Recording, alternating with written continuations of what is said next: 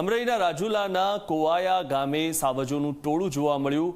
કોવાયા ગામ નજીક રસ્તા પર 11 સાવજોની લટાર એક સાથે જોવા મળી, ત્યારે ખોરાક અને પાણીની શોધમાં સાવજો આવ્યા હોવાનું અનુમાન લગાવવામાં આવી રહ્યું છે। 11 સિંહોના ટોળાનો વાહન ચાલકે વિડીયો ઉતાર્યો હતો। સાવજોનો વિડીયો સોશિયલ મીડિયામાં વાયરલ થયો છે, ત્યારે 11 જે સિંહો એક સાથે રોડ પર જતા જોવા મળી રહ્યા છે।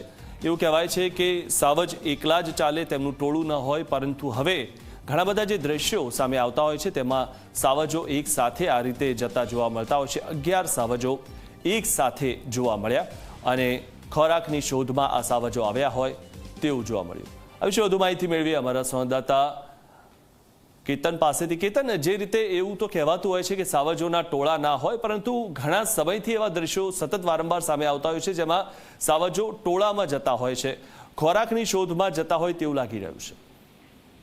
બિલકુલ મિથુન, એક કહેવત છે કે સાવજોના ટોળા નથી હોતા, પરંતુ ખાસ કરીને અમરેલી જિલ્લામાં અને જે બૃહદ ગીર વિસ્તાર છે, રાજુલા, કોવાયા, લાટ તેમજ લીલિયા, સાવરકુલા, ખાંભા સહિતના જે વિસ્તારો છે તેમાં સિંહોની ખૂબ મોટી વસ્તી છે।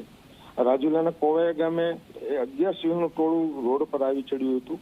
ખાસ કરીને રાત્રિના સમયે જે સિંહો છે તે મારણ માટે અથવા પાણી પીવા માટે જે જંગલ વિસ્તાર છે તેની બહાર આવતા હોય છે।